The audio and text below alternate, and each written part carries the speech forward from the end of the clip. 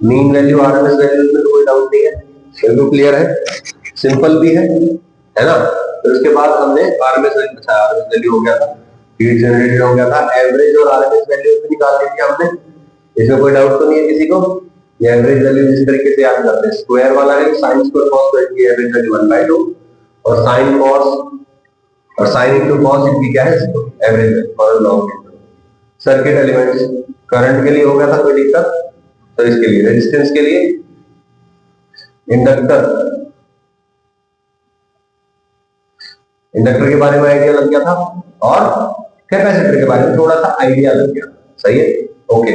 ये पढ़ाया नहीं था ना, सर्किट एलिमेंट शुरू नहीं किया था नहीं ऐसे, ठीक है। तो सर्किट एलिमेंट्स ऑब्वियसली हमारे जो एसी सर्किट होते हैं वो तीन तरह के एलिमेंट्स लगते हैं, पहला है रेजिस्टर, दूसरा है इंडक्टर और तीसरा है कैपेसिटर। तीनों एलिमेंट्स का अलग अलग बिहेवियर है, अलग अलग बिहेवियर है, तो थोड़े सीधे पे बैठ जाए क्या करना है, तो तीनों का अलग अलग बिहेवियर है, तो तीनों को हमें स्टडी करना पड़ेगा। अब देखो रेजिस्टर का अलग बिहेवियर होगा, इंडक्टर का अलग होगा, कैपेसिटर का अलग होगा, फिर तीनों को हम एक साथ लगा देंगे, तीनों को एक साथ लगा देंगे तो सर्किट का बिहेवियर क्या होगा, सही है। और ऐसा भी केस आएगा स्पेशल जिसमें कुछ कैंसलिंग इफेक्ट देखने को मिलेगा, जैसे कि इंडक्टर और कैपेसिटर एक दूसरे से उनकी डायरेक्शन में काम करने की कोशिश करते हैं, तो जब वो दोनों एक दूसरे के इफेक्ट को खत्म कर देंगे तो हम बोलेंगे कि रेजोनेंस हो रहा है सर्किट, क्या हो रहा है रेजोनेंस, ठीक है। तो आपको फील बहुत ज्यादा तो नहीं आएगा, तो इसलिए आप समझेंगे फॉर्मूला बेस्ड काम, ठीक है। तो the electrical devices which control the current in an AC circuit are called circuit elements. They can be resistors, inductors, capacitors or their combination. और इन तीनों का कॉम्बिनेशन भी हो सकता है। पहला आ गया resistor, resistor in AC circuit, देखो ये क्या है, एसी सोर्स है ना, अल्टरनेटिंग ईएमएफ का सोर्स, और इसका जो ईएमएफ है वो टाइम के साथ चेंज करता है according to the formula E is equal to E naught sin omega t। अब इसकी वजह से यहां कुछ आई करंट फ्लो कर रहा है, रेजिस्टेंस है R, obviously plus E minus IR is equal to 0। अब E का वैल्यू क्या है, E का वैल्यू कांस्टेंट E नहीं है, यहां पे क्या आएगा E naught sin omega t, है ना, ठीक है। तो बोलो I का वैल्यू क्या है, E by R यानी कि E naught sin omega t divide by R। अब इस चीज को हम क्या नाम रख देते हैं I naught, सही है। तो बोलो I is equal to I naught sin omega T हो जाएगा, यानी कि जो हमारा ईएमएफ है दैट इज साइनोसॉइडल एंड हमारा जो करंट है दैट इज आल्सो साइनोसॉइडल, दोनों ही साइन ग्राफ को फॉलो करते हैं, ठीक है भाई। अच्छा मुझे बताइए कि ये क्या होता है, क्या हम इसका नाम फेज रखते हैं, फेज, राइट। बोलो ईएमएफ का यानी कि वोल्टेज का फेज और करंट का फेज सेम है, दोनों सेम है, तो हम बोलेंगे current and voltage are in the same phase, उनके बीच में कोई भी फेज का डिफरेंस नहीं है। फेज मतलब क्या, एंगल का डिफरेंस नहीं है, एंगल मतलब वो जो फेजर ऐसे ऐसे रोटेट कर रहे थे ना, उनके बीच में अगर एंगल का डिफरेंस है तो हम बोलेंगे कि फेज का डिफरेंस है, और वो दोनों के बीच में कोई एंगल का डिफरेंस नहीं है, दोनों एक साथ ऐसे ऐसे चल रहे हैं, तो हम क्या बोलेंगे, there is no phase difference. समझ में आया, किया था ना हमने, बोलो साइन ओमेगा टी जो हमने किया था उसको हमने रोटेटिंग पार्टिकल के रेडियस वेक्टर से कंपेयर किया था, यस और नो। और दोनों ही चीजें करंट और वोल्टेज दोनों अगर एक साथ चल रहे हैं, मतलब कोई ना आगे है ना पीछे है, तो हम क्या बोलेंगे, they are in the same phase and the phase difference is zero. क्या बोलेंगे, फेज डिफरेंस इज जीरो। कोई दिक्कत इसमें, ठीक है। तो यहां पे आपको यही बात दिखेगी, ओमेगा टी है, यहां पे करंट पे भी ओमेगा टी है और वोल्टेज पे भी ओमेगा टी है। तो अब लिखने का तरीका देखिए, hence we can say that current through a resistance has same phase as voltage, voltage वाला ही फेज होगा इसमें जो करंट रेजिस्टेंस के थ्रू दौड़ता है, सही है। अच्छा, in other words phase difference between current and voltage, current और वोल्टेज के बीच में फेज का डिफरेंस जीरो होता है, किसमें, प्योरली रेजिस्टिव सर्किट में। अगर प्योर रेजिस्टेंस लगा हुआ है तो कोई फेज डिफरेंस नहीं होगा। समझ में आ गई बात, सही है। Circuit will be zero, phase difference will be zero, यानी कि ना ही कोई आगे चल रहा है और ना ही कोई पीछे चल रहा है, तो हम क्या बोलेंगे, नो लीडिंग और लैगिंग। लैगिंग मतलब पीछे चल रहा, लीडिंग मतलब आगे चल रहा, ना आगे चल रहा ना पीछे, तो क्या होगा, साथ साथ चलेंगे, फेज डिफरेंस जीरो होगा। कैसे सर्किट में, प्योरली रेजिस्टिव सर्किट में। तो बोलो अगर ये वोल्टेज की शेप है तो बोलो करंट की भी शेप ऐसी ही होगी, ना ही कोई सा ग्राफ आगे पीछे होगा। समझ आया? चले आगे। ठीक है भाई, अब फेजर डायग्राम बनाते हैं। फेजर डायग्राम में क्या होता है, एक रोटेटिंग रेडियस बनाते थे, यस और नो, जिसने टोटल कितना एंगल घूम दिया है, फेज के बराबर एंगल घूम दिया है ना। तो बोलो एंगल कितना घूम चुके हैं, omega T, right, omega T होता है। तो बोलो वोल्टेज का फेज भी ओमेगा टी है और करंट का फेज भी ओमेगा टी। सही है भाई। अच्छा, पावर फैक्टर नाम की चीज मैं आपको अभी आगे बताऊंगा, ठीक है भाई। अच्छा, स्पेशल नोट, रेजिस्टेंस है same behaviour in AC and DC. AC और डीसी में रेजिस्टेंस का बिहेवियर क्या होता है, सेम। अच्छा, अब एक नई चीज है हमारे पास, नई चीज है पावर फैक्टर। अब ये पावर फैक्टर क्या होता है, पावर फैक्टर होता है कॉस ऑफ फेज डिफरेंस। क्या बोला, कॉस ऑफ फेज डिफरेंस। मान लो करंट और वोल्टेज के बीच में थोड़ा सा गैप आ जाता, मान लो कि 15 डिग्री का गैप आ गया, 30 डिग्री का गैप आ गया, 30 डिग्री का गैप है, तो पावर फैक्टर क्या होगा, cos 30 डिग्री, बस खत्म। समझ में आया? इसका सिग्निफिकेंस भी आगे आ जाएगा। क्या बोला मैंने, cos ऑफ 30 डिग्री की फिजिकल सिग्निफिकेंस आ गया। क्लियर होगी बात? पावर फैक्टर की definition, it is the cos of phase difference between voltage and current. It is the cos of phase difference between voltage and current. अब physical difference significance अभी बता ही देता हूं। मान लो कि ये आपका फेजर डायग्राम है, लेट से यहां पे हो गया आई और यहां पे हो गया लेट से बी, दोनों के बीच में there is some phase difference pi, phase difference है पाई, ठीक है भाई। अच्छा, अब मुझे बताओ इस वोल्टेज के दो कंपोनेंट ले सकता हूं, ये वेक्टर तो है, वेक्टर की तो है, तो बोलो इसके दो कंपोनेंट ले सकता हूं, एक तो इधर ले लूंगा और एक इसके परपेंडिकुलर ले लूंगा। हम ये कहेंगे कि इसका जो इधर वाला कंपोनेंट है ना, इसकी वजह से पावर कंजम्पशन होगा। वोल्टेज जब करंट के साथ चलेगा तभी पावर कंज्यूम होगी, और वोल्टेज अगर करंट के परपेंडिकुलर हो जाएगा तो पावर कंजम्पशन नहीं होगा। सही है, कोई दिक्कत? यही बात है। तो बोलो पावर का फॉर्मूला क्या हो जाएगा, पावर होता था वोल्टेज इनटू करंट, सदाबहार फॉर्मूला तो यही था। तब यहां पे एक साथ में लग जाएगा cos फाई, क्योंकि वोल्टेज का cos फाई कंपोनेंट ही है जो करंट की डायरेक्शन में, ऐसा बोल। याद हो गया? चले आगे, बिल्कुल सिंपल है।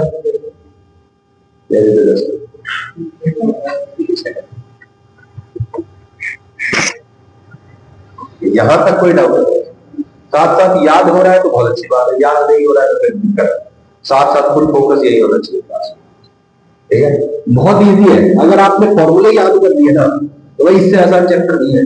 जेई एडवांस भी आसान लगेगा आपको अगर फॉर्मूले और कंसेप्ट समझ लिया। इंडक्टर इन एसी सर्किट, इंडक्टर इन एसी सर्किट क्या किया मैंने, अल्टरनेटिंग ईएमएफ का सोर्स। बोलो यहाँ पे जो अल्टरनेटिंग ईएमएफ है उसका क्या लगेंगे, E is equal to E naught sine omega T. सही है। अब इसकी वजह से यहाँ कुछ आई करंट फ्लो कर रहा है। ओके, क्या लिखेंगे हम बोलो, 0 plus E minus L D I by D T equal to 0।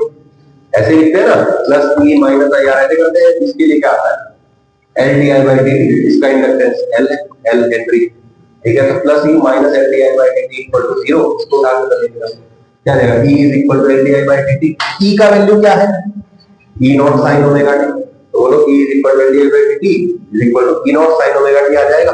अच्छा, अब क्या करूं मैं, D I by D T कुछ दे रखा है, D I by D T, D I by D T, यहाँ पे साइन ओमेगा टी।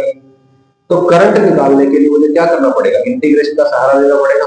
dt को इधर मल्टीप्लाई करो, कर दिया भाई, ठीक है। तो di is equal to l को भी उठा के ले जाओ, e naught by l sin omega t dt, integration लगा दो, क्या आएगा, di का इंटीग्रेशन बोलो I E naught by L constant है, sine omega T D T, इसका इंटीग्रेशन करेंगे, साइन का इंटीग्रेशन क्या हो जाएगा बोलो, कॉस ओमेगा टी यूं का यूं, बोलो टाइम के साथ कौन है ओमेगा, ओमेगा से डिवाइड कर देंगे, सही है भाई।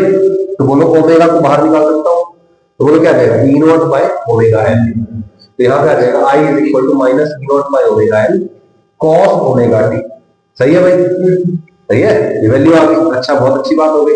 ध्यान से देखो I is equal to something into cos omega T मुझे लिखने लग गया है ना भाई, I is equal to something some constant into ये साइनोसॉइडल फंक्शन, भाई ऑब्वियसली जैसे जैसे ये चेंज करेगा करंट अपनी मैक्सिमम वैल्यू पे भी जाएगा, मिनिमम वैल्यू पे भी जाएगा। ध्यान से देखो जब ये 1 होगा तब करंट की value minus E naught by omega L होगी, जब ये -1 होगा तब इसकी value plus E naught by omega L होगी, ये 0 होगा तो ये भी 0 होगा, ऐसा नो कंटीन्यूअसली साइन फंक्शन के हिसाब से चेंज कर रहा है। तो यानी कि यहां पे भी करंट कैसा आया, साइनोसॉइडल आया, in this case also the current is sinusoidal but there is some phase difference, वो phase difference कैसे है वो देखते हैं, इसका ग्राफ बना देते हैं। मैंने ये जो ई नॉट बाय ओमेगा चीज है ना इसको लिख दिया आई नॉट, क्योंकि ये करंट की क्या है मैक्सिमम वैल्यू दिख रही है मुझे, बोलो भाई इसकी वैल्यू +1 है या -1 है तो इसके बराबर होती है ना वैल्यू करंट की, ये मैक्सिमम वैल्यू तो हुई, तो इसको मैंने आई नॉट हो गया यानी कि मैक्सिमम वैल्यू ऑफ करंट, तो I is equal to minus I naught cos omega T. अब देखो मैंने क्या किया, मैंने साइन सॉरी ईएमएफ है साइन ओमेगा टी, इसका ग्राफ बना दिया, ठीक है, E is equal to E naught sine omega T बना दिया भाई। अच्छा इसके साथ साथ मैंने अब करंट का ग्राफ भी बना दिया इसी के ऊपर, करंट का ग्राफ बना दो, क्या आएगा बताना, ध्यान से देखो current is equal to cos omega T का नेगेटिव, बोलो कॉस ओमेगा टी का ग्राफ कैसा होता है, इस तरह का ग्राफ होता है, इसका एग्जैक्ट नेगेटिव बना हुआ तो क्या बनेगा, ऐसा ग्राफ बनेगा, ऐसा ग्राफ बनेगा, यस और नो, तो देखो ये वाला ग्राफ यही वाला ग्राफ जो है, यस और नो, ध्यान से देखो EMF is this dotted line is the current, कौन आगे चल रहा है कौन पीछे चल रहा है,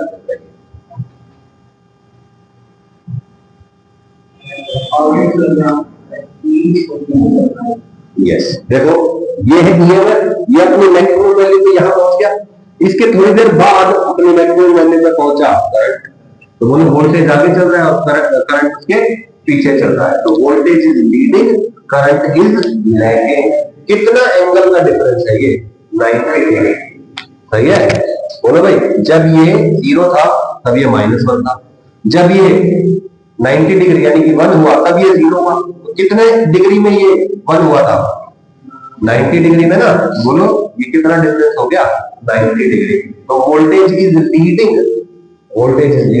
current is lagging, voltage is leading by 90 degree या फिर होगा पाई बाय 2, सही है भाई, कोई दिक्कत इसमें, here current is lagging behind E and phase difference is 90 degree, सही है।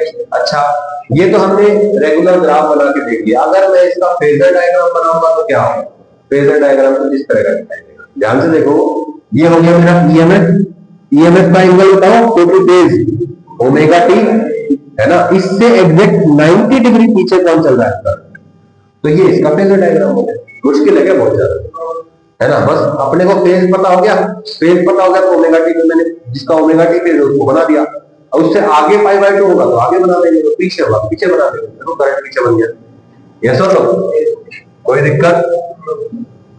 अच्छा ये मैथमेटिकली है कि I is equal to minus I naught cos omega T लिखा हुआ था, कॉस ओमेगा टी लिख दिया sine pi by 2 minus omega T, सही है, बोलो भाई अब इसको माइनस को अंदर डाल दो, साइन जो है यूं कहीं माइनस अंदर डाल सकते हैं, यस और नो, ये एंगल पलट जाएगा, क्या बन जाएगा omega T minus pi by 2, तो बोलो करंट का फेज क्या है omega T minus pi by 2, voltage का क्या है ओमेगा टी, तो ओमेगा टी उसका और इसका omega T minus pi by 2, तो ऑब्वियसली ये पीछे चल रहा है, यस और नो, ओमेगा टी से पाई बाय 2 पीछे, बोलो भाई, तो बोलो delta phi is equal to omega T minus pi by 2 minus omega T minus pi, यानी कि करंट पीछे चल रहा है, समझ में नहीं आया, कोई दिक्कत, बिल्कुल सिंपल है, मुश्किल लग रहा है क्या कुछ? बहुत इजी है ना? ठीक है, अब इसमें एक नई चीज हमने सीखी कि जो हमने आई नॉट लिखा है ना, आई का फॉर्मूला क्या आया था बोलो? E naught by omega L cos omega T, इस तरीके से आया था माइनस वाला करके। जैसा लो, अच्छा ध्यान से देखो, करंट इज इक्वल टू, ये दे दिया आपको, मैंने बोला कि ये जो है ये करंट का मैक्सिमम वैल्यू है, आई नॉट बोल दिया था मैंने इसको। चलो इसको स्टडी करते हैं। I naught is equal to E naught by omega L, right? All right, I naught is equal to E naught by omega L. पिछले केस में क्या था? I is equal to E naught by R था, है ना? Current current, voltage voltage, omega L resistance. अरे ध्यान से देखो, ये और ये सिमिलर टाइप की चीजें दिख रही है मुझे, है ना? हमने फॉर्मूला पढ़ा था, क्या पढ़ा था उसमें? V is equal to I R पढ़ा था ना करंट इलेक्ट्रिसिटी में।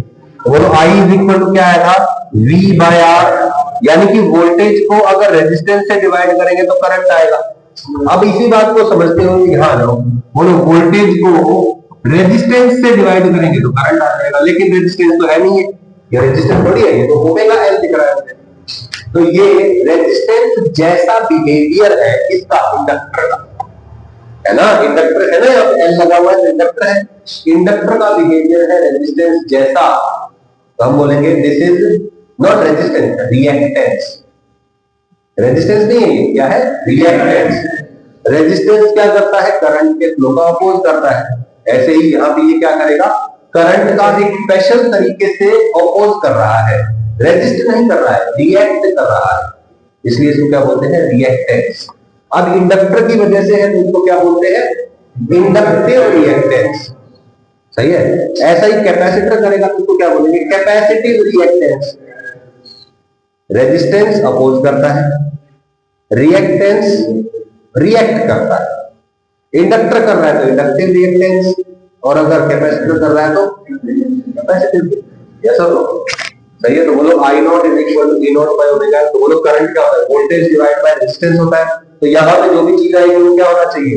रेजिस्टेंस के डायमेंशंस वाला होना चाहिए, यानी कि इसके डायमेंशंस किसके बराबर होंगे? रेजिस्टेंस के बराबर। तो something with the dimensions of resistance यहाँ आता है, इसलिए इसका नाम क्या रख दिया हमने? रिएक्टेंस। और इसका नाम रखते हैं रिएक्टेंस मतलब कैपिटल एक्स। इंडक्टर की वजह से है इसलिए इसको बोलते हैं एक्सएल, इंडक्टिव रिएक्टेंस। सही है भाई? तो ये जो ओमेगा एल है, this is omega L, this is inductive reactance. क्या बोलेंगे इसको? Inductive reactance. और बोलो ओमेगा का वैल्यू तो पता ही है आपको, 2 पाई एफ होता है, 2 पाई एफ और 2 पाई बाई टी दोनों वैल्यू होती है। एक्सएल यानी कि inductive reactance equal 2 pi F L यानी कि ओमेगा एल। याद रहेगी ये बात?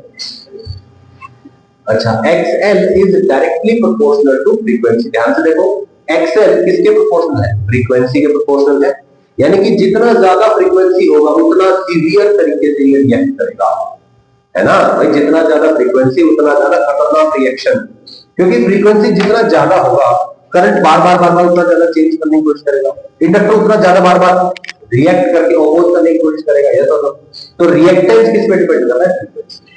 ज्यादा फ्रीक्वेंसी ज्यादा रिएक्टेंस। समझ में आया भाई? कोई दिक्कत? देयरफॉर आई नॉट यानी कि peak current will reduce if frequency is increased. सही है भाई? ध्यान से देख लो, जैसे बोलो इंडक्टर क्या करता है? करंट के चेंज का अपोज करता है ना? अगर मैं फ्रीक्वेंसी बढ़ा दूंगा, मतलब बार बार वोल्टेज का फ्लक्चुएशन हो रहा है ना भाई? वोल्टेज अपने मैक्सिमम पे थी, इंडक्टर बोला कि ठीक है वोल्टेज मैक्सिमम हो गई, चलो ठीक है मैं करंट को बढ़ाने की कोशिश करता हूं। जैसे ही करंट बढ़ने वाला था उससे पहले ही due to high frequency voltage कम हो गई। वोल्टेज कम हो गई तो करंट बढ़ने की बजाय क्या होने लगेगा? है ना? ऑपोजिट डायरेक्शन में हो गया ना सिस्टम। फिर जैसे वो बोलेगा कि अच्छा वोल्टेज रिड्यूस हो गई, कोई बात नहीं, जैसे ही वो करंट को रिड्यूस करने की कोशिश करेगी क्योंकि लैगिंग है ना करंट, तभी करंट सॉरी वोल्टेज वापस बढ़ने लग जाएगी। तो बहुत ज्यादा करंट की वैल्यू इंक्रीज नहीं हो पाएगी। समझ में आया? बोलो यहाँ पे जो हमारे पास फॉर्मूला है क्या भाई? I naught is equal to E naught by omega L, यानी कि I naught is equal to E naught divide by omega की जगह लिख रहा हूं 2 पाई एफ इनटू एल। बोलो फ्रीक्वेंसी बढ़ेगा तो मैक्सिमम करंट घटेगा, सही है, क्योंकि फ्रीक्वेंसी ज्यादा है तो मैक्सिमम करंट होने से पहले फ्रीक्वेंसी की वजह से डाउन और अप हो जाएगा, है ना, और इंडक्टर मैक्सिमम वैल्यू पे जाना पाएगा, मतलब मैक्सिमम वैल्यू ही तो हो जाएगी। तो नहीं आएगा, रिपीट करो, ठीक है। therefore peak current will reduce if frequency is increased in case of AC. in case of DC direct current है, डायरेक्ट करंट में तो बोलो कोई फ्रीक्वेंसी होती ही नहीं है, बोलो कांस्टेंट करंट होता है, फ्रीक्वेंसी है ही नहीं, फ्रीक्वेंसी जीरो है। तो अगर ये जीरो है, बोलो आई नॉट क्या हो जाएगा, इनफाइनाइट हो जाएगा, और होता भी है। अगर सिर्फ और सिर्फ मैंने क्या लगा दिया, इंडक्टर लगा दिया और बैटरी लगा दी, तो इनफाइनाइट टाइम के बाद इनफाइनाइट करंट हो नहीं जाएगा, क्योंकि रेजिस्टेंस जीरो है उसकी। यस और नो? ये बात। In case of DC frequency omega L is equal to zero, frequency 0, omega is 0, xl 0, so no reactance offered to DC and inductor acts as plain wire। हमने पढ़ा भी था infinite time के बाद जो इंडक्टर होता है वो सिंपल वायर से रिलीज करता है, पढ़ा था ना। वो क्यों था, क्योंकि इनफाइनाइट टाइम के बाद its resistance and reactance becomes zero, that's it. Power factor बताइए, पावर फैक्टर होता है cos of phase difference. Phase difference है 90 डिग्री वोल्टेज और करंट के बीच में, तो cos 90 डिग्री इक्वल टू 0 हो जाएगा। पावर क्या हो जाएगा, V I cos phi zero है तो क्या आ जाएगा, जीरो आ जाएगा। यानी कि यहाँ पे कोई भी पावर का कन्वर्जन नहीं हो रहा है, सही है।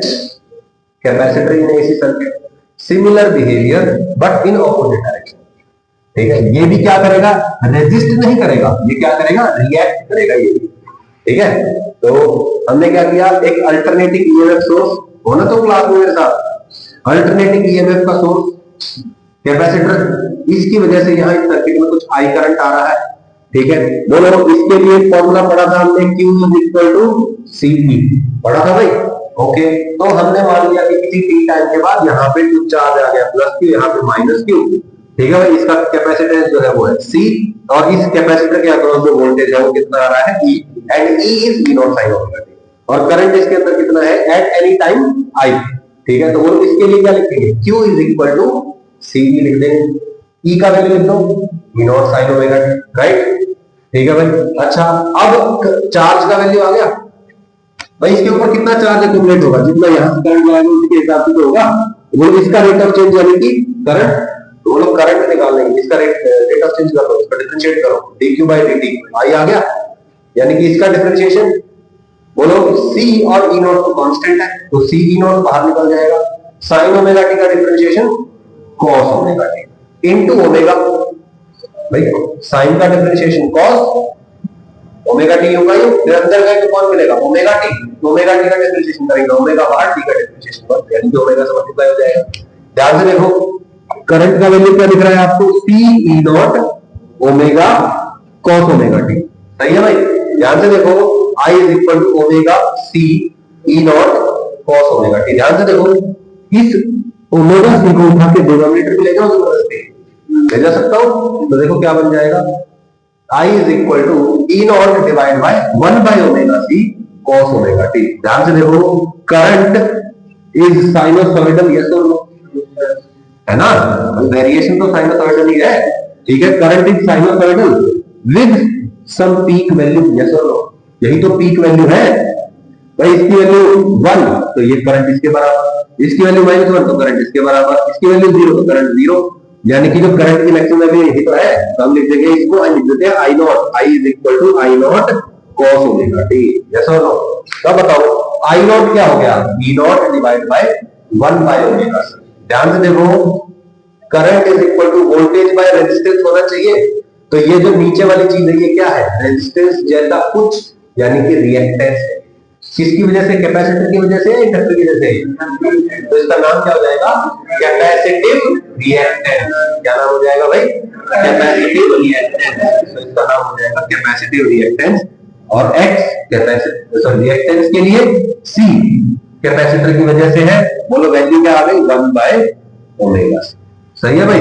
बोलो अभी अभी क्या पढ़ा था हमने, XL पढ़ा था, रिएक्टेंस ड्यू टू इंडक्टर क्या आया था,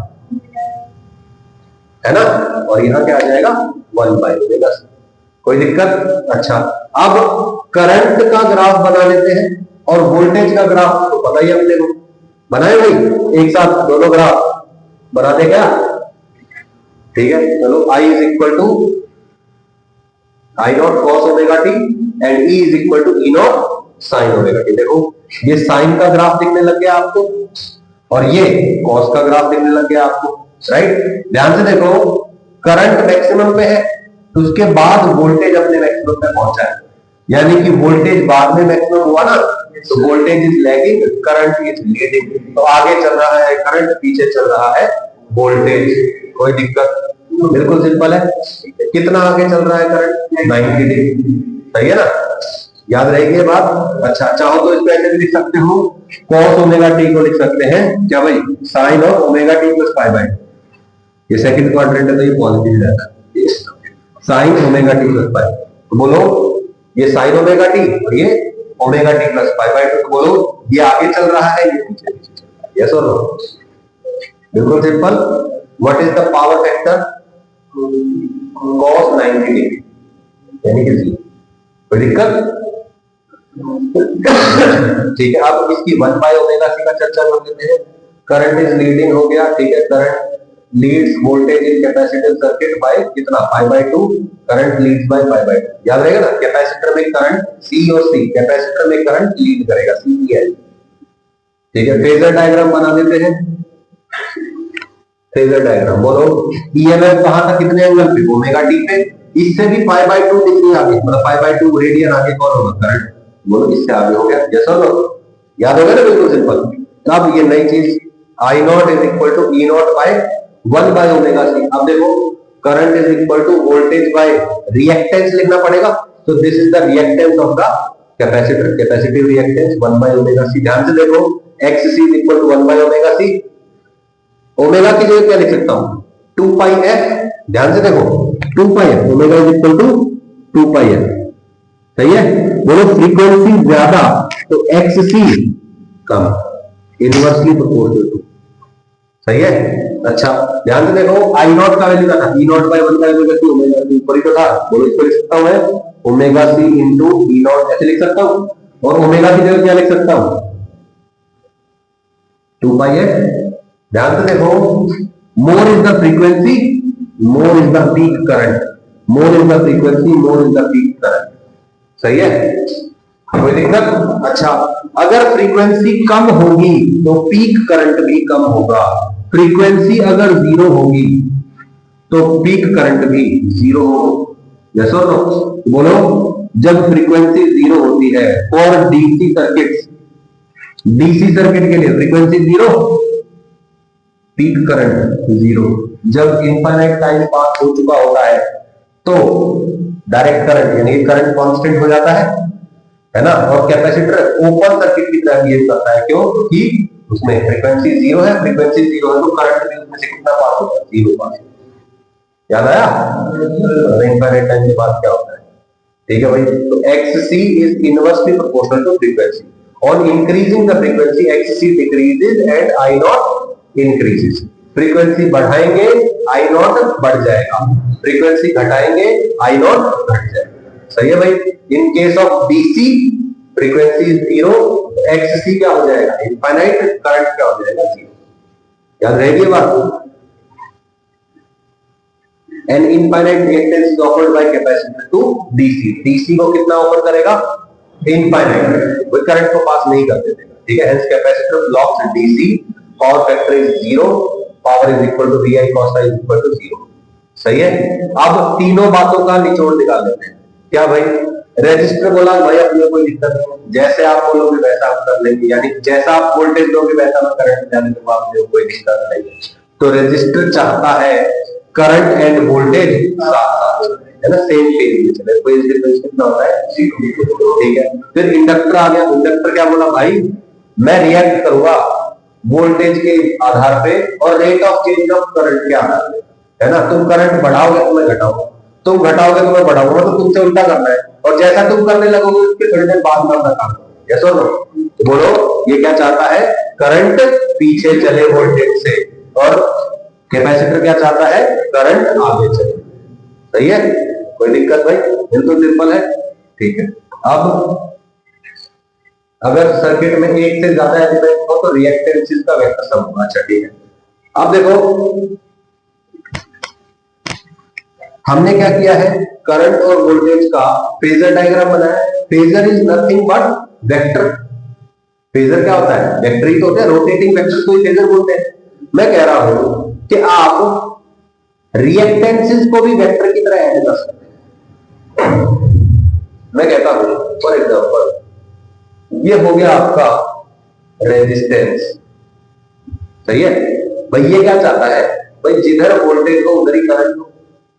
ये सुनो, ये वोल्टेज की डायरेक्शन मान रहा हूं अभी के लिए, ठीक है। और यहां पे कौन है, दिस इज द कैपेसिटर वाला हिसाब, XC बोल देते हैं। क्यों भाई, ये यहां से वोल्टेज इधर है, तो ये क्या चाहता है कि करंट 90 डिग्री आगे चले, और वोल्टेज से 90 डिग्री पीछे कौन चलाना चाहता है, इंडक्टर। यस और नो। तो बोलो, वोल्टेज और करंट को डिसाइड करने वाले ये तीन लोग हैं, रेजिस्टेंस, कैपेसिटिव रिएक्टेंस और इंडक्टिव रिएक्टेंस। ये तीनों मिलकर डिसाइड करेंगे। मैं कहता हूं इन तीनों का ही वेक्टर कम कर दो ना, सही है। ध्यान से देखो, ये और ये एक दूसरे से एग्जैक्टली ऑपोजिट डायरेक्शन में, ऑपोजिट डायरेक्शन में तो एक दूसरे को कैंसिल आउट करने की कोशिश करेंगे। यस और नो। तो ऐसा इमेजिन करो कि XC बड़ा है, अगर सोचना, अगर XC is greater than XL, यानी कि कैपेसिटर का रिएक्टेंस ज्यादा है, इंडक्टर का कम है, मतलब किसका दबदबा है सर्किट में, कैपेसिटर का दबदबा है ना। तो कैपेसिटर बोलेगा भाई तू नहीं है कुछ, काम चलेगा मेरे हिसाब से। मैं चाहता हूं कि करंट चले आगे, तो करंट चलेगा आगे, गाड़ी पहले हमारी जाएगी, तुम बैठ गए। समझ में आया क्या बोला, मेरे हिसाब से चलेगा क्योंकि मेरा रिएक्टेंस ज्यादा है। ये ऐसे सर्किट को बोलते हैं क्या, कैपेसिटर डोमिनेटेड सर्किट। क्या बोलते हैं, कैपेसिटर डोमिनेटेड सर्किट, जिसमें कैपेसिटर डोमिनेट कर रहा है, जिसका दबदबा है, दादागिरी है। और अगर उल्टा होता कि भाई XL बड़ा होता XC से, इसमें बोलो इसका रिएक्टेंस ज्यादा है, ये बोलेगा भाई मेरे हिसाब से चलेगा। मैं कहता हूं करंट पीछे चलेगा, तो बोलो अब क्या होगा, वो करंट पीछे चलेगा, सही है। ओके, तो बोलो अगर ये ज्यादा बड़ा है, XC बड़ा है, तो बोलो इस केस में जो सर्किट बनेगा वो कुछ ऐसा बनेगा, यहां पे रेजिस्टेंस आ जाएगा और यहां पे आ जाएगा XC माइनस XL। तो ये जो वैल्यू होगी कितनी हो गई, XC माइनस XL, ये हो गया रेजिस्टेंस, ये अलग दुनिया, ठीक है। और अगर XL बड़ा है, मतलब ये बड़ा है, तो बोलो नेट कराएगा नीचे की तरफ, तो बोलो यहां पे आ गया R और यहां पे आ जाएगा, बोलो ये वाला वैल्यू कितनी हो जाएगी, XL माइनस XCL। सही है भाई, बोलो कोई दिक्कत, ठीक है। अब इसका और इसका जो रिजल्टेंट होगा वो कुछ इस डायरेक्शन में होगा। यस और नो। बोलो भाई ये परपेंडिकुलर, ये बेस, तो बोलो ये XC माइनस XL है, तो ये भी कितना होगा, XC माइनस XL होगा। सही है, बोलो व्हाट इज फाई, यहां पे वोल्टेज इधर था ना, यस और नो, और करंट इस XC की वजह से आगे चलने लग गया, ये हो गया I। तो बोलो what is the phase difference, phi, and phi का वैल्यू क्या जाएगा, tan inverse perpendicular by base. Formula समझ गया आ गया। अब बोलो यहाँ पे क्या होगा, बोलो ये हो गया XL माइनस XC, करंट चलेगा पीछे, यहाँ है वोल्टेज, बोलो this is the angle phi, यही तो है ना वोल्टेज और करंट के बीच का फेज डिफरेंस। बोलो ये है परपेंडिकुलर, ये है बेस, ये हो गया XL माइनस XC और ये हो जाएगा R। तो बोलो टेंजेंट फाई क्या आ जाएगा इस केस में, XL minus XC by R, और यहां पे क्या आ जाएगा, बोलो tangent phi XC minus XL by R। सही है, टेंजेंट फाई सब पता चल गया, ठीक है भाई, कोई दिक्कत। ओके, अब ये भी देखो इस ट्राइंगल में ये रिएक्टेंस है तो रेजिस्टेंस है, ये रिएक्टेंस है, रेजिस्टेंस और रिएक्टेंस मिला के बना देते हैं एक नई चीज, क्या बोलते हैं उसको, इंपीडेंस। क्या बोलते हैं इसको, इंपीडेंस। बोलो ये बेस पता है, ये परपेंडिकुलर पता है, तो क्या ये हाइपोटेनस भी पता है आपको, पाइथागोरस थ्योरम लगानी आती है, base square plus perpendicular square is equal to, है ना। तो इंपीडेंस की वैल्यू क्या जाएगी, इसका स्क्वायर प्लस इसका स्क्वायर का होल अंडर रूट। सिमिलरली यहां पे ये जो साइड है, ये वाली side, this is impedance, resistance और रिएक्टेंस का जो नेट बनता है तो होता है इंपीडेंस। इसका वैल्यू बताओ, इसका स्क्वायर प्लस इसका स्क्वायर का होल अंडर रूट। समझ में नहीं आया, कोई दिक्कत? अच्छा अब बताओ इस ट्राइंगल में ही cos पाई का वैल्यू बताना। cos पाई होता है base divide by hypotenuse, base और डिवाइड बाय हाइपोटेन्यूज कितना है? इंपीडेंस, इंपीडेंस को बोल दिया Z, ठीक है। यहां बोलो what is the cos pi here?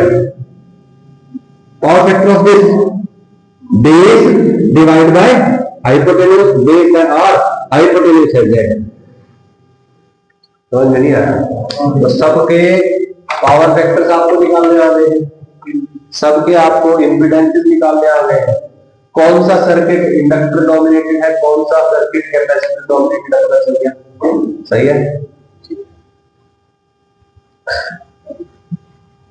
इसको मिटा रहा हूं क्योंकि ये चीजें दोबारा आएगी, ठीक है। दोबारा सब कुछ बना हुआ है, अभी एक आइडिया लग गया, रफ आइडिया की क्या होने वाला है ना, इसमें कोई डाउट तो नहीं है? कोई ऐसी चीज कोई सर पता नहीं क्या बोल दिया आपने, ठीक है। सीरीज आरएलसी सर्किट देखो, रेजिस्टेंस, इंडक्टेंस और कैपेसिटेंस तीनों लगा दिए। ये क्या बोलेगा? वोल्टेज और करंट सेम डायरेक्शन। ये क्या बोलेगा? वोल्टेज और करंट, करंट पीछे। ये क्या बोलेगा? करंट आगे, वोल्टेज पीछे, ठीक है। ड्रॉइंग का फेजर डायग्राम, ठीक है भाई, फेजर डायग्राम बना देते हैं, ठीक है भाई। ध्यान से देखो, ये क्या है? VL, ठीक है। VL बोले तो वोल्टेज अक्रॉस द इंडक्टर, उससे पीछे चलेगा करंट कितना? 90 डिग्री, सही है। अच्छा ये कौन है? करंट आगे चलता है किससे? कैपेसिटर से, तो कैपेसिटर से आगे चल रहा है करंट। बोलो यहाँ पे करंट तीनों में सेम है ना, तो हमने करंट को रेफरेंस ले लिया यहाँ पे, करंट इज द रेफरेंस। अब बोलो कैपेसिटर वोल्टेज से आगे चलेगा करंट और इंडक्टर वोल्टेज से पीछे चलेगा करंट, और रेजिस्टेंस के अक्रॉस वोल्टेज और करंट सेम डायरेक्शन में चलते हैं, सेम चलते हैं, ये तो ना इस तरह का बन गया फेजर डायग्राम। बोलो भाई, बोलो तो बोलो। अब इस डायरेक्शन में नेट कितना बन रहा है? VL माइनस BC बन रहा है, यहाँ पे देखो VL माइनस BC बन गया, यस और नो? यहाँ पे कितना हो गया? VR, यहाँ पे कितना हो गया? ये नेट, और यहाँ पे बोलो एंगल कितना हो गया? Five, I VR VL minus BC E not five, सब कुछ देखने लग गया आपको। ध्यान से देखो, what is tangent five? Perpendicular by this divide by VR। अच्छा आप इसको इंपीडेंस से भी बना सकते हो, XL minus XC by R। What is cos phi? Base by hypotenuse, base कितना है? रेजिस्टेंस R Z, सही है, कर सकते हैं आप इसको, ठीक है। आप चाहो तो डायरेक्टली वोल्टेज को भी कर सकते हो और आप चाहो तो रिएक्टेंसेस को भी कर सकते हो। ध्यान से देखो, यहाँ पे क्या हो रहा है? बोलो ये हो गया VR और ये हो गया VL माइनस BC। बोलो ये बेस, ये परपेंडिकुलर, तो बोलो नेट वोल्टेज क्या आ जाएगा? Under VR square plus VL minus BC का होल स्क्वायर। VR को लिख दिया I नॉट R, VL को लिख दिया I नॉट XL, BC को लिख दिया I नॉट XC। कैसे लिखा सर? ये कहां से आ गया? अरे I not is equal to क्या आया था? E नॉट बाय XL, याद आया? और ऐसे ही आया था I not is equal to E naught by XC। ये क्या है? This is the voltage across the inductor and this is the voltage across the capacitor, yes और नो? इसको इधर मल्टीप्लाई करो, क्या आ जाएगा? I नॉट XC, और ये यहां से क्या जाएगा? I not XL। समझ में नहीं आया? कोई दिक्कत? दोनों उन्हीं की वैल्यू दिखा गया। अब देखो I नॉट सारा I नॉट बाहर निकालो, I नॉट आ जाएगा। ध्यान से देखो, E is equal to I into R जैसा हो गया, V is equal to IR। तो ये क्या है? This is similar to V is equal to IR, where this is the net reactance और net impedance of the circuit. समझ में नहीं आया? कोई दिक्कत भाई? तो E naught is equal to I naught Z is the impedance, impedance का वैल्यू हो जाएगा to R square plus XL minus XC square. सही है भाई? Angle between E and I not is the phase difference. बोलो भाई, यही तो एंगल होता है ना, फेज डिफरेंस, ठीक है भाई? तो फेज डिफरेंस का एंगल हो गया फाई, टेंजेंट फाई क्या हो जाएगा? VL minus BC by VR, यानी कि XL minus XC by R। ध्यान रहे कि अगर XL बड़ा है तो XL माइनस XC आएगा, और अगर XC बड़ा है तो XC माइनस XL आएगा। सही है ना? रिपीट करो क्या ये बात? सही है? ऑब्वियसली जो सा बड़ा होगा उसके हिसाब से डोमिनेशन होगा, और अगर XL बड़ा है तो करंट लैग करेगा, और अगर XC बड़ा है तो करंट लीड करेगा, है ना भाई। XL बड़ा मतलब इंडक्टर की चलेगी, इंडक्टर बोलता है पीछे चलेगा करंट, है ना, तो करंट लैगिंग होगा। ये बड़ा है तो करंट लीडिंग होगा, कितना लीडिंग होगा, पाई एंगल से लीडिंग होगा। सही है भाई। इंपीडेंस ट्रायंगल ही बनाना सबसे बेस्ट तरीका है, सबसे आसान तरीका। वोल्टेज का चक्कर ही छोड़ दो, क्या करना है, R XL minus XC Z tangent phi perpendicular by base cos phi base by hypotenuse, cos phi आ जाएगा सीधा पावर फैक्टर। समझ नहीं आया, रिपीट करो। R पता चल गया, resistance XL inductive reactance, XC capacitive reactance, XL minus XC reactance, simple reactance, Z होता है impedance. If XC is greater than XL, XC बड़ा है मतलब किसकी चलेगी, कैपेसिटर की चलेगी। कैपेसिटर क्या बोलेगा, करंट लीड करना चाहिए, वोल्टेज लैग करना चाहिए। सही है भाई। क्या करेंगे आप, सीधा सीधा करंट को लीड करवा देंगे, वोल्टेज को लैग करवा देंगे। कितने एंगल से, पाई एंगल से। पाई का वैल्यू क्या होगा, tan inverse XC minus XL बटा R। XR लेकिन R ही होता है, ठीक है ना, कोई दिक्कत।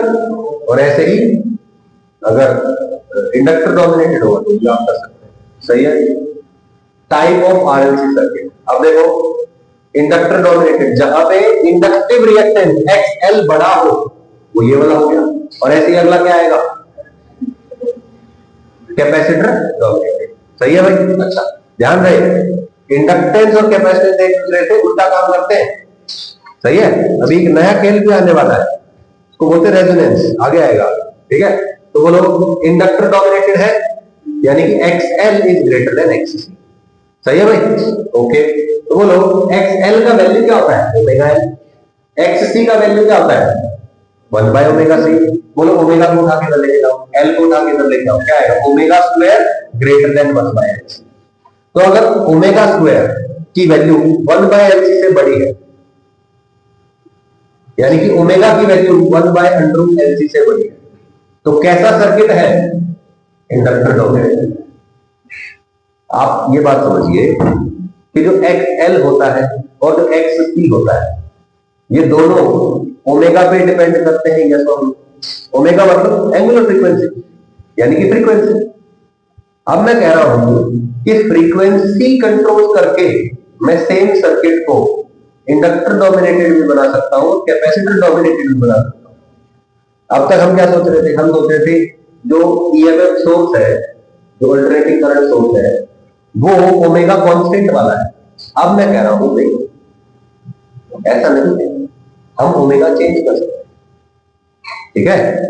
जैसे जैसे हम ओमेगा चेंज करेंगे, XL और XC की वैल्यू चेंज होगी, है ना, और जैसे जैसे चेंज करेंगे XL XC की वैल्यू चेंज होगी, या तो वो इंडक्टर डोमिनेटेड हो जाएगा या कैपेसिटर डोमिनेटेड हो जाएगा। सही है, ये तरीके से बात समझ गए। दूसरे तरीके से ये समझो कि मान लो ओमेगा कांस्टेंट है। सही है। अगर ओमेगा कांस्टेंट है तो अगर ओमेगा 1 बाय LC से बड़ा है तो इंडक्टर डोमिनेटेड सर्किट होगा, और अगर छोटा है तो कैपेसिटर डोमिनेटेड सर्किट। यहां थोड़ा कंफ्यूजन हो रहा है, कोई बात नहीं, लंबे लंबे सांस लो, कोई बात नहीं। थोड़ा सा टॉपिक है भाई, ऐसा क्या, आराम से दोस्त, क्या ठीक ठाक है, सब बढ़िया चल रहा है। देश दुनिया की समस्याओं से परे, आप पॉलिटिक्स की समस्याओं से दूर है। बोलो भाई, कोई दिक्कत परेशानी तो नहीं है, घर वालों ने सुबह सुबह पेट तो नहीं दिया किसी को कि सर में कल लेट सो रहा, सुबह सुबह गाली देके उठा दिया मेरे को, ऐसा तो कोई नहीं है। सब लोग सही होशो हवास में है, कोई मन में दुख दर्द पीड़ा चिंता लेके तो नहीं घूम रहे हैं। अगर कोई टेंशन है भी तो मैं कहता हूं कि कल जो होगा कल देखेंगे, परसों जो होगा परसों देखेंगे।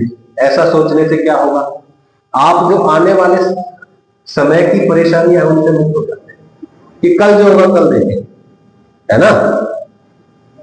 और आप आज में जीना शुरू कर देते हैं, आप आज का आनंद लो कि हाँ आज बढ़िया दिन, कोई दिक्कत नहीं, मैं बीमार नहीं हूं, मेरे को कोई पैर में दिक्कत नहीं है, सर में दिक्कत नहीं है, सब बढ़िया से रह रहे हैं मेरे साथ, है ना। ये तो चाहिए ना हमको, क्योंकि आज का दिन एंजॉय करना है, काम भी करना है, एंजॉय भी करना है। कल जो होगा कल देखेंगे, सही है भाई। ठीक है, अब वापस आ जाओ। कौन है ये सर्किट? इंडक्टर डोमिनेटेड, मतलब इंडक्टर का रिएक्टेंस बड़ा होगा, इंडक्टर का रिएक्टेंस बड़ा होगा यानी कि एक्सएल एक्सी से बड़ा होगा। एक्सएल मतलब ओमेगा है, एक्सी मतलब 1 बाय ओमेगा सी, ये इससे बड़ा है, ये इससे बड़ा है, मतलब ओमेगा 1 बाय एलसी से बड़ा है। बस इतना याद हो गया, बहुत बढ़िया हो गया।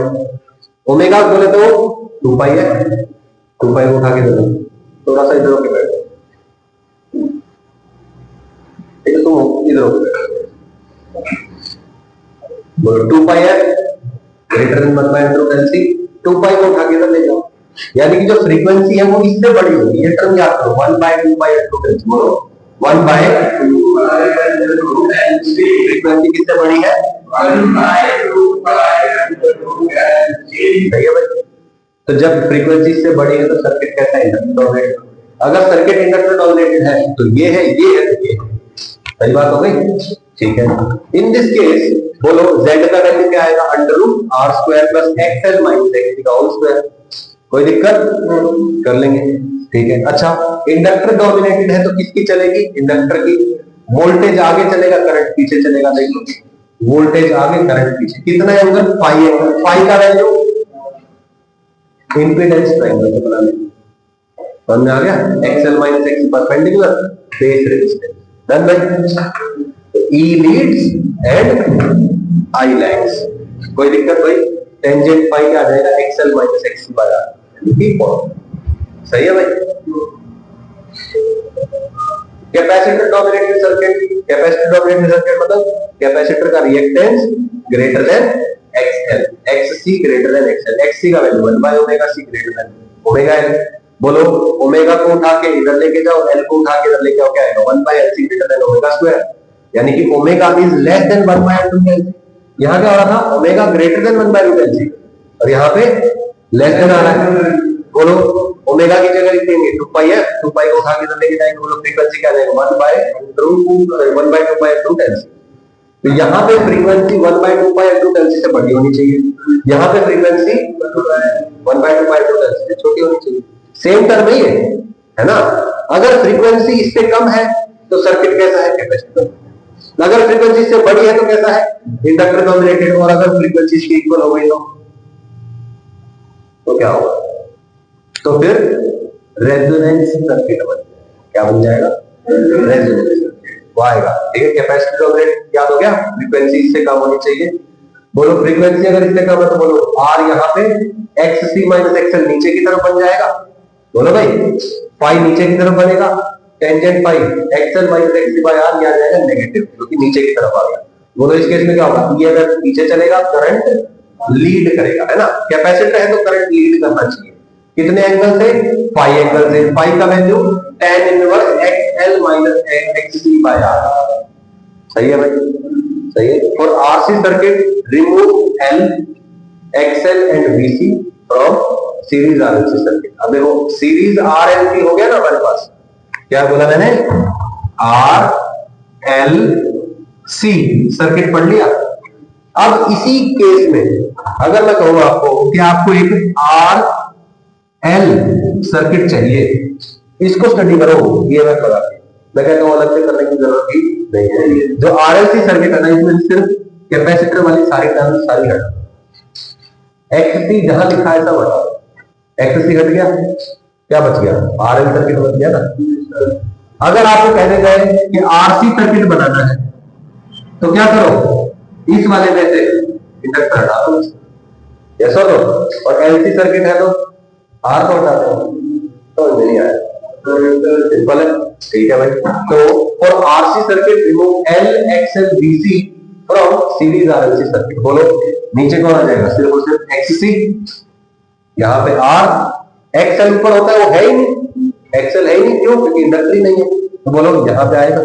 बोलो ये है एक्ससी, तो ये भी XC, this is the phase difference between current and voltage. बोलो भाई, बोलो what is tangent phi? Perpendicular by base, यानी कि एक्ससी बाय आर, सही है। तो टेंजेंट फाई आ जाएगा एक्ससी बाय आर, सही है। और अगर ऐसे ही होता आपके पास एल आर सर्किट, तो बोलो हम एक्स सी जो कि नीचे की तरफ होता है उसको हटा देते। यस और नो? फाई बनता वोल्टेज और इसके बीच का एंगल, ये एक्सएल, ये एक्सएल, ये आर, बोल क्या आएगा, tan phi is equal to XL by R. समझ में नहीं आया? तो ये इसमें cos फाई का वैल्यू बताना r बाय z, इसमें भी cos फाई का वैल्यू r बाय z, और z क्या होता है under r square plus XL minus X की। तीन चार बार पढ़ोगे ना तब फीलिंग आएगी भाई, बोलता है लिखता हूं। Resonance in AC circuit, what is the video length? 50। Okay, resonance का थोड़ा सा है। Resonance in AC circuit, resonance में क्या होता है आपका एक्सएल और एक्ससी बराबर होते हैं। एक्सएल ऊपर था, एक्ससी नीचे था, दोनों एक दूसरे को अपोज कर रहे थे। वो कह रहा था मैं करंट आगे चलाऊंगा, वो कह रहा था मैं करंट पीछे चलाऊंगा, दोनों एक दूसरे को कैंसिल कर देंगे तो कौन बाजी मार जाएगा? रेजिस्टेंस बाजी मार देगा, है ना भाई। दो बिल्लियों की लड़ाई में फायदा कौन उठाएगा? बंदर उठाएगा ना। तो कैपेसिटर और इंडक्टर की लड़ाई में फायदा किसका हो गया? रेजिस्टेंस का। वजह से याद रखो, सही है। बोलो, वो बोल रहा है उधर, वो बोल रहा है नहीं इधर, दोनों एक दूसरे को कैंसिल आउट कर गए, कौन बचा? सिर्फ और सिर्फ रेजिस्टेंस। तो क्या होगा, ना ही करंट आगे चलेगा ना ही करंट पीछे चलेगा। क्या होगा? करंट और वोल्टेज और करंट सेम फेज में आ जाए, और रेजिस्टेंस की बल्ले बल्ले हो जाएगी। रेजिस्टेंस बोलेगा मेरे हिसाब से काम होता है बाप, मेरे को कुछ करना भी नहीं पड़ा, ना मैं आगे चलने बोलता हूँ ना पीछे चलने बोलता हूँ, मैं तो एडजस्टिंग नेचर का हूँ। वो दोनों एडजस्टिंग नेचर के नहीं, उनकी लड़ाई में खत्म, मौत हो गया। समझ में आया? याद रखने का तरीका, ठीक है भाई। We know that Z का वैल्यू आता है under root r square plus xl minus xc का होल स्क्वायर। इम्पीडेंस ट्रायंगल बनाया था हमने, है भाई।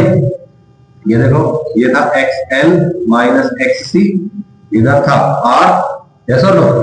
ये आया था नेट Z, बोलो ये xl माइनस xc था। अब बताओ यही जीरो हो गया, तो बोलो Z का वैल्यू किसके बराबर हो जाएगा? r के बराबर हो जाएगा, यस और नो? है ना? बोलो इसका स्क्वायर प्लस इसका स्क्वायर इज इक्वल टू इसका स्क्वायर।